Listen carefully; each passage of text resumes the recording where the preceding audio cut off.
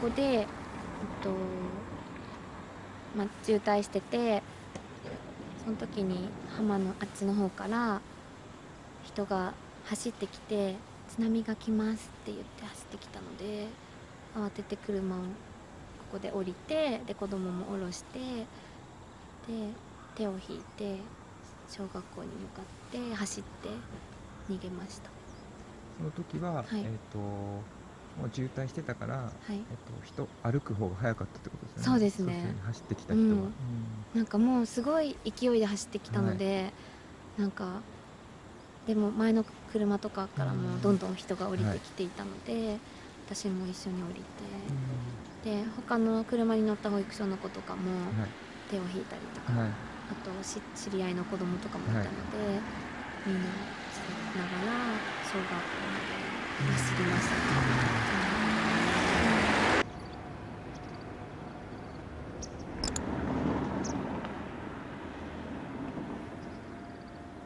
体格のいい子だったのでちょっと一緒に走ってたんですけど、途中で上靴のまま逃げたんですね。靴履かせる暇なくて上靴が脱げてしまったので、あと抱っこして逃げました。結構まだ1キロぐらいありますよね。とか500メートルぐらい。500メートルはありますね。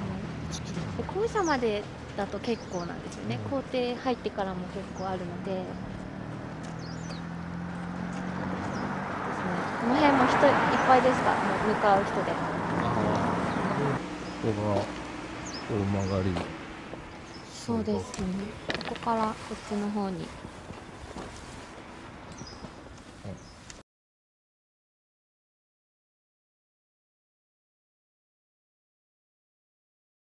ここにじゃあはい。走って行って、まだ遠いっすよね。そうです。ここもまだまだこの辺で上靴が脱げちゃって子供の、であと抱えて走りました。ここからまだちょっと校舎まであるので。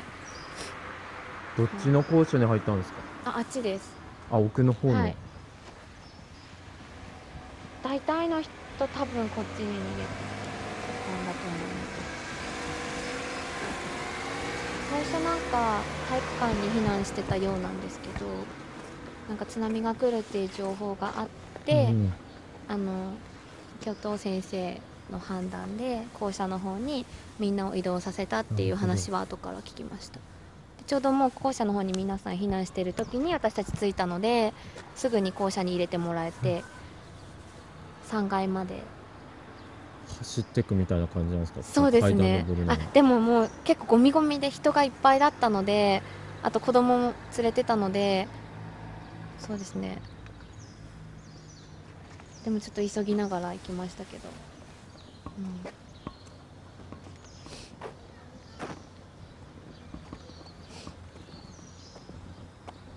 ん、その時もまだ水は入ってきてない。まだでした。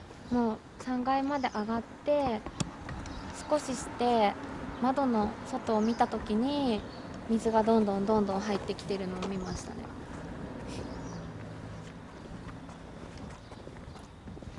その見た時には、はい、この校舎のところっていうのが、うん、どんな風に水が入ってきてるような状態だったんですか？私ちょうど3階のはい。真ん中ら辺の部屋にいたんですけど、ここから水が、この辺から水がバーって入ってきて、でどんどん車がその水で流されていて、あの洗濯機みたいに回ってました。ぐるぐる。ここがですか？ここに入ってきて。ここからガーって水が入ってきたように見えたんですけど、でだんだん水かさも増してきて、この校庭にいっぱい避難してきた車が止まっていたんですけど、その車がその水で浮いてぐるぐるぐるってガーって回ってましたね。じゃあ校庭がちょうどなんか回転させるような感じで、そうそうですね。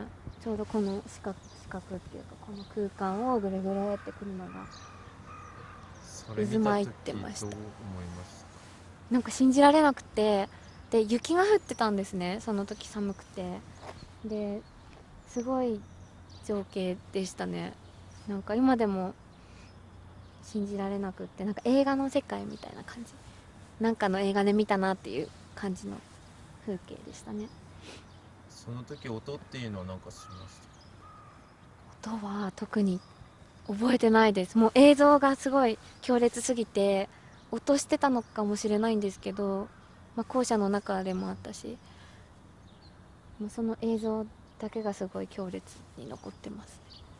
た周りの人は何か言ってましたか、なんかもうその津波が来てる時は。その情景はその車がぐるぐる回っているのを見て、もう唖然としている人が多かったですね。この津波が来て、はい。その夜過ごすまでっていうのはどういうふうな状況だったんですか？とりあえず寒かったので、部屋にあったカーテンを取って床に引いて、でもすごい薄いので、でもないよりはマシだってことで引いて、あとはそれぞれ着てた上着ジャンバーとかをかけてなんとか。でもすごい寒かったです。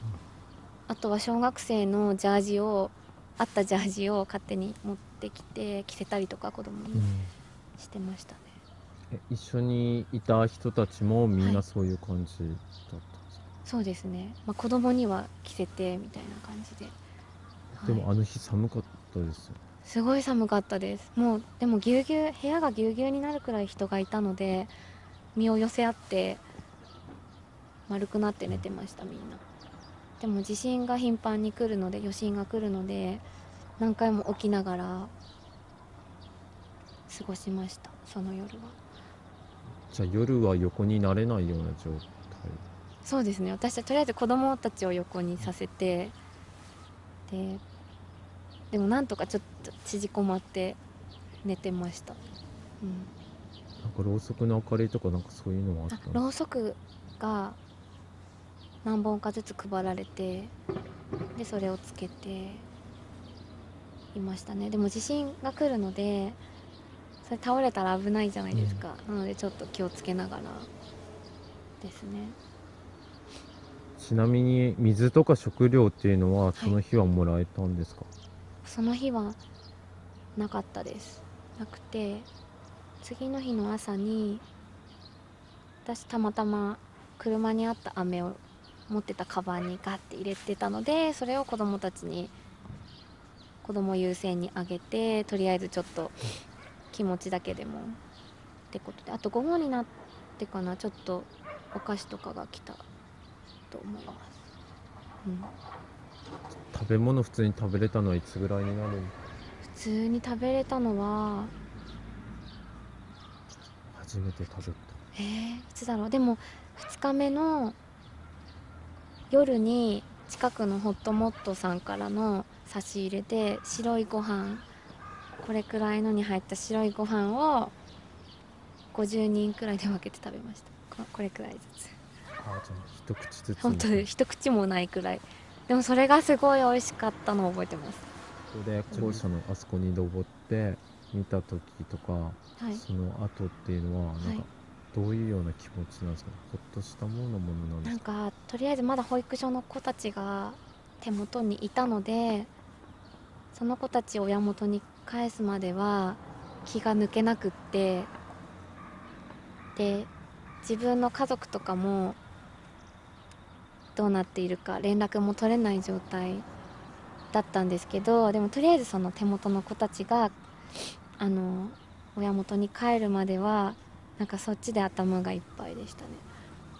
うん、何日後にその手元の子たちはそのはい、親御さんに引き渡しができたんですか？と11、12、13、3日後くらいですかね。3日後くらいにやっとみんな引き渡したので、そこからはあとちょっと自分のことをやっと考えられるようにはなりましたね。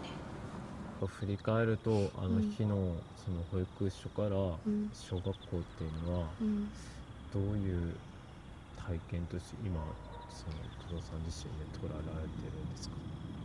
そうですね、なんかとにかく必死だったんですけど、でもなんか今思い起こせば、なんか子供がいたからなんかこうちゃんとしないとっていう気持ちでなんかちょっと強くいられた部分はあるんですけど、もしこれが自宅にいた時だったりとか一人でいた時だったらって思うとすごい怖いなって思います。あんなに強くいられなかっただろうなって思いますね。